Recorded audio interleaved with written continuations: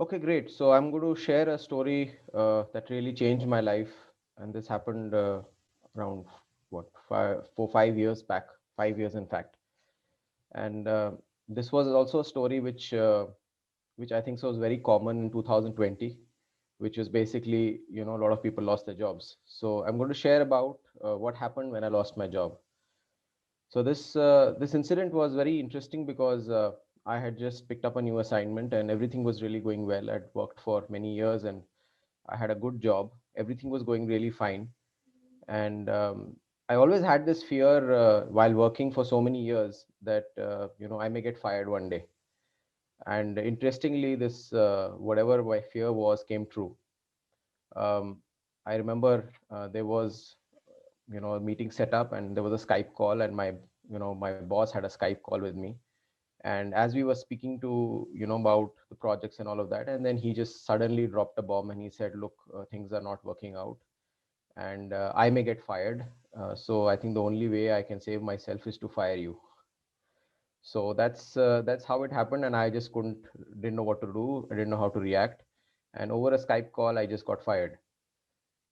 So this was many years back, but and my worst fear got true.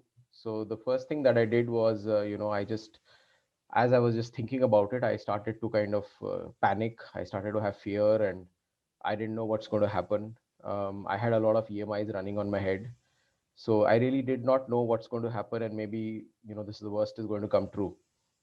Now, over through my childhood, I've had a lot of experiences where I would fail, and you know, I would really be very fearful of things going wrong, and I would have these voices in my head always telling me that look, things will go wrong. And strangely, this time and even before also, I had seen those things happening, but I never thought that the worst would happen with me. So I think, and an interesting part is that when we are young, we kind of have those big dreams, right, in life, and then as we keep going through life, and when we hit a failure, we just don't know how to react to it. So I think the first thing that I did was that I just I went into a shell and I didn't know what was happening. So I just started to I worry a lot. I also felt maybe I'm good for nothing. So that thought also came in my head, and I became very anxious. I started to lose my temper. I was very frustrated, and more importantly, I think somewhere I felt a little lost as well because I did not know what to do next. And interestingly, when you fail in life, some interesting things happen because you start to kind of see things differently, and also people start to react differently to you as well. So I remember I was sitting at home for many days because obviously I was fired and I didn't know what to do, and I tried to look for jobs but nothing was happening.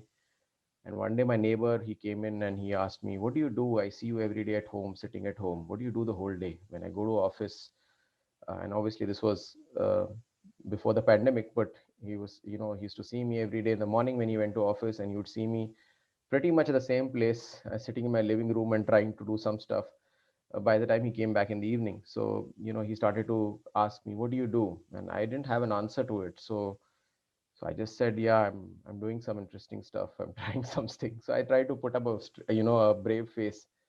I think the other thing that happened was my family also, they started to think and panic, what has happened, this is really bad that has happened, and what do we do now, and all of that. So I kept trying to do stuff, but really nothing was working out. And really, if you look at it, was I think somewhere I felt that maybe how can this happen to me, because I'd had a good career and everything had happened the way I had planned in my life, and then suddenly there was this one thing that came in and just spoiled everything.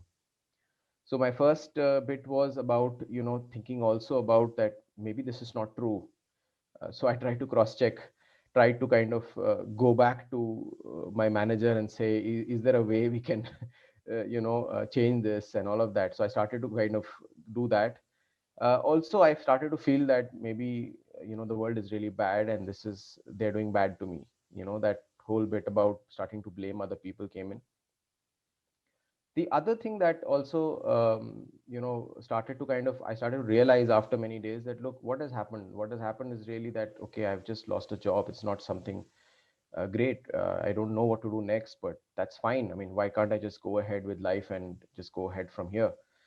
So slowly, I think it took me almost a month or so to kind of get over this, the whole phase of depression. And I had earlier gone through 2 or 3 bouts of clinical depression. So it was like a trigger that really triggered all those bad things again.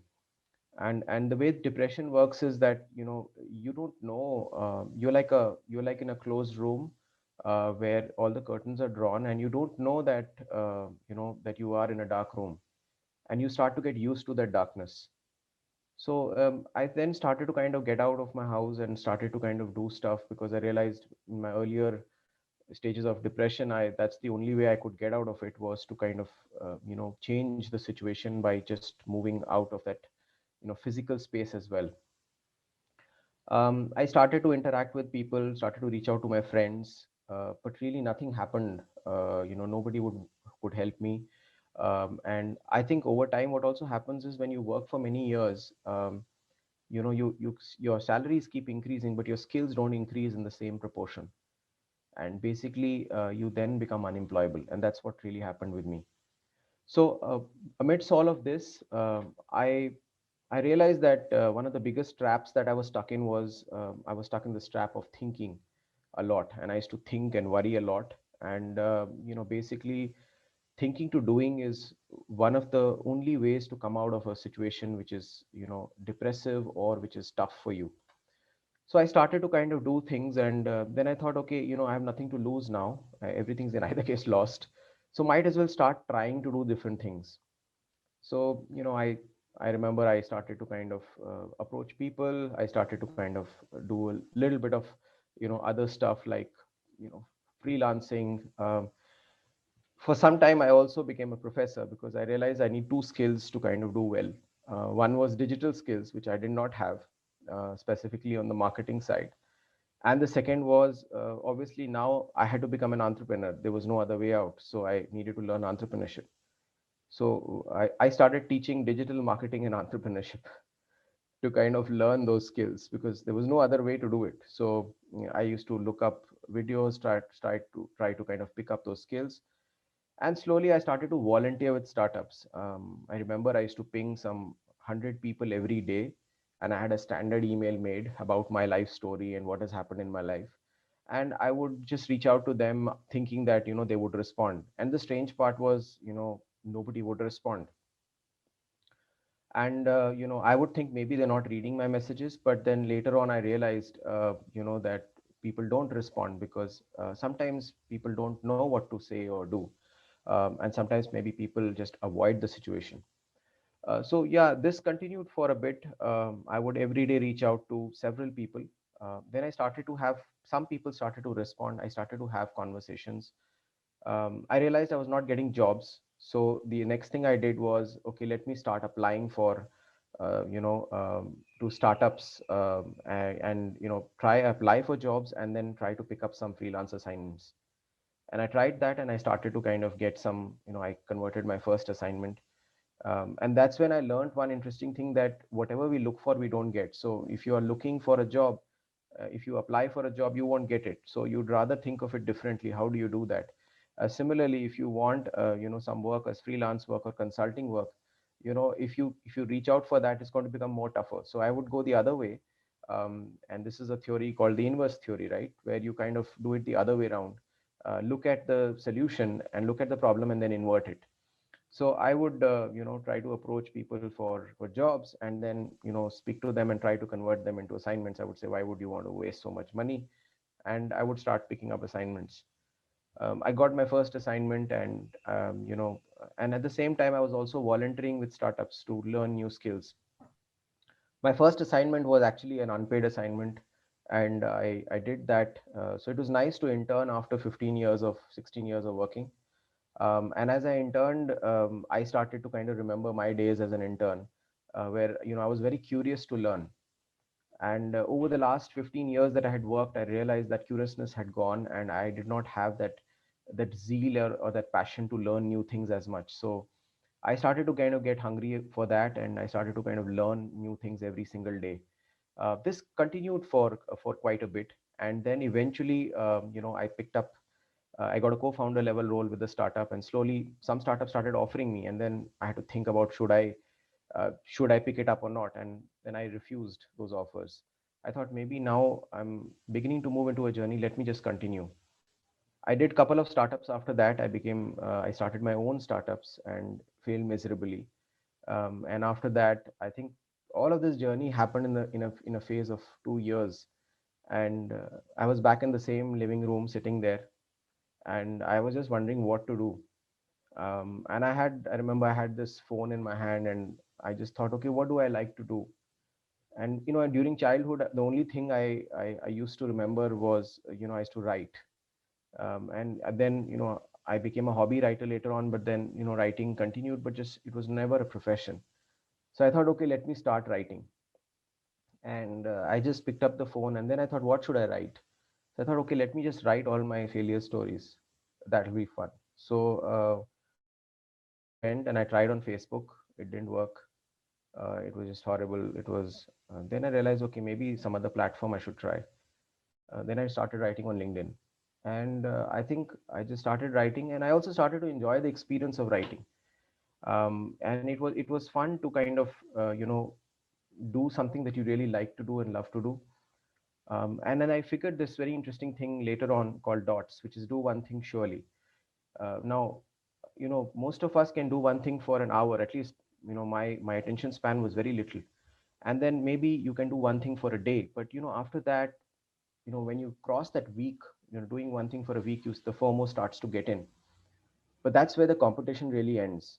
So I started to write maybe a couple of hours a day, increased it to 7 8 hours, and then after 15 odd days, or I think a month or so, I was writing some 15 hours a day.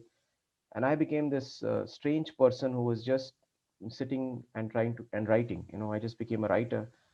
And then one day I just looked up, and I counted the views that I was getting. And I realized I was after a couple of maybe 2 3 months, I was clocking 2 or 3 million views a month. And that's when I realized that storytelling is so powerful, because actually I was just writing my failure stories. And I just continued writing. I Earlier I used to give up very easily, but then this whole phase taught me to just keep going, keep doing stuff. And I just continued writing, and some of my stories did really well, and people started to write their stories to me.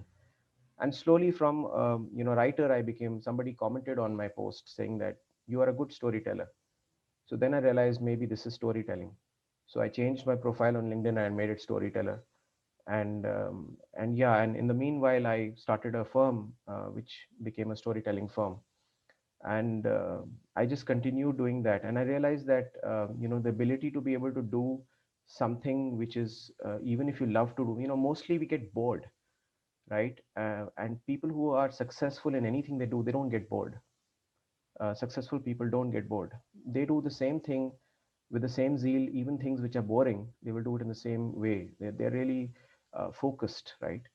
And I did lack this focus, so I just continued writing. And I think the few learnings that I got through this phase were interesting, because I would pick up a lot of things in my life but never stick to them. And this is one lesson I learned, that if you pick something, just stick to it and just keep going. The other bit was also, we have these big dreams sometimes, right? You dream big, you want to become something, somebody. But then it really starts with those baby steps, right? You have to think big, but really act small. So I wrote only one story a day. And even today, I write two stories a day now. I've written 2,000 stories. And if you really ask me, if I would have stopped writing after 3 months, 6 months, or even 1 year or 2 years, or even after 3 years, I wouldn't be speaking here today, because really it's about continuing to do what you're doing. The other thing that I think I lacked, in these couple of years that I struggled, it was clarity. And clarity from a thought perspective also, because there are a lot of thoughts in your head that confuse you. And once you write them down on paper, the thoughts just stop confusing you. uh, and the other bit is also this whole fear of missing out. And I used to feel very scared, because I would see all my colleagues and everybody going ahead of me. And all my life I was very competitive, trying to beat other people. And through this journey I realized that you don't need to compete with anybody. You just need to find your own way, and that's the right way. The other bit was also I was very greedy as a person, and I would not work very hard. I was a lazy guy as well. And this whole phase taught me a lot about hard work, and also about accepting myself. The last bit that I learned from this, which I think is something very important, is that the best investment you can make is in yourself. It is not buying any asset or any other investments. Those are good, but really the best investment is in yourself. How can you improve every single day? As I wrote these stories, I realized that a lot of people started commenting on my stories. So I thought, hey, this is a great idea to learn. So I would start learning and trying to understand how do people feel and react when they read my stories. So I started to develop reader empathy, and I started to become better as a writer, because as a writer or a storyteller, you require a lot of empathy. And uh, and I started to kind of improve and get a lot of perspectives and learn from every story that I wrote. And slowly people started to write their stories to me, and I started to share their stories also on LinkedIn, and those started to doing really well. I did get trolled a lot as well, when once I went viral, because anything that starts doing really well, or anybody starts doing well, people start to question. And I think that was a very humbling experience, where I realized that one needs to kind of ignore certain things. So yeah, I mean, that's been my journey of losing my job but really finding myself. And I hope all of you find your passion and your purpose in your lives. Thank you.